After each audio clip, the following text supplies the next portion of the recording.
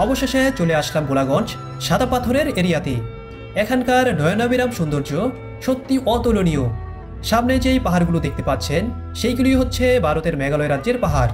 ভারতের মেঘালয় পাহাড়ের পাদদেশে অবস্থিত হওয়ার কারণে মেঘালয় পাহাড় থেকে নেমে আসা ঝর্ণা দ্বারা একদিকে দলাই নদের পানির যোগানদাতা, অন্যদিকে এই পানির প্রবাহই ভোলাগঞ্জের সৌন্দর্যের উৎস। সাদা পাথরের পানিতে নামবো, তাই শ্যাম্পু নিলাম, শ্যাম্পু ফেস ওয়াশ, এনজয় হবে, এনজয়। আচ্ছা, সাদা পাথর চলে আসছি। আর এখন যেহেতু এসে পড়েছি, আর গোসল না করে তো এখান থেকে যাওয়া যায় না, তার জন্য এই যে শ্যাম্পু নিলাম আর চেঞ্জ করে নিতে আসাদ। এখন আমরা নামবো এই পানিতে, অবশেষে ক্লান্তি দূর করবো। এখন এই ঠান্ডা পানি, ওরে বরফের মতো ঠান্ডা পানি। পানি দিস না, এই যে মোবাইলে পানি দিও না, ঠান্ডা রে।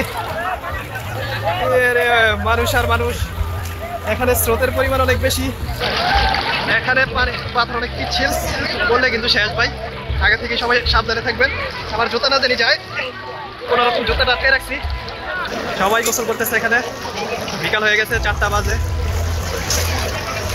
মনে হয় বেশিক্ষণ থাকতে পারবো, অনেক ঠান্ডা, ফ্রিজের মতো ঠান্ডা পানি। সাদা পাথরের উপর দিয়ে বয়ে চলা ঝর্ণার শীতল জলের স্পর্শে প্রাণ জুড়িয়ে যায় নিমিষেই। শহরের যান্ত্রিকতা থেকে মুক্তি পেতে সারা দেশ থেকেই পর্যটকরা এখানে ছুটে আসেন। নদীর স্বচ্ছ পানি আর চারপাশে সবুজের পাহাড় দেখে মনে হবে যেন এক প্রকৃতির মহাকাব্যিক দৃশ্যের সৃষ্টি হয়েছে। পানি ঠান্ডা, আমি আগে উঠে গেছি গোসল করে, 5 মিনিটও হয় নাই। আর এত সুন্দর একটা জায়গা, অসম্ভব রকমের সুন্দর একটা জায়গা দেখতে পাচ্ছেন। উপরে হচ্ছে পাহাড়, হালকা একটু কুয়াশার মতো দেখা যাচ্ছে, মেঘের মতো পাহাড়ের উপরে। আর এই পাশে হচ্ছে চমৎকার ভাবে ফুচকা খাওয়া হচ্ছে। অনেক ভালো একটা ভিউ, অনেক সুন্দর একটা ভিউ দেওয়া। এই যে ফুচকার ব্যবস্থা আছে, গোসল করার পাশাপাশি ফুচকা খেতে পারবেন। আমার এই বন্ধুর মতো, বন্ধু গোসল করতেছে আর ফুচকা খাইতেছে। অন্যরকমের একটা ভিউ, অন্যরকমের একটা ফিল, চমৎকার। একদিকে সূর্য ডুবতেছে, এই যে একদিকে সূর্য ডুবে যাচ্ছে পাহাড়ের উপরে, আর একদিকে হচ্ছে মানুষ গোসল করতেছে এখনো।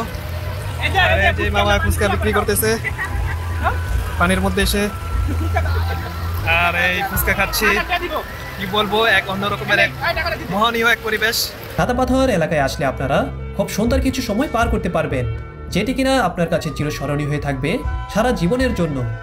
আমার কাছে সাদা পাথর এলাকায় কাটানো স্মৃতি সত্যি অমূল্য হয়ে থাকবে আজীবনের জন্য।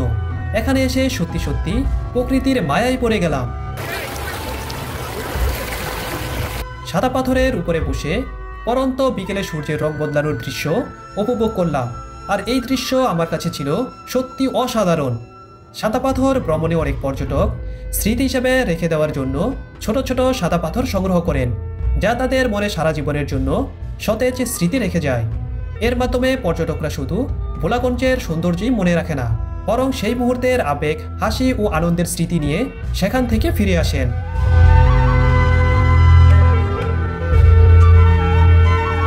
আজকের মতো ভিডিওটি এখানেই শেষ করছি।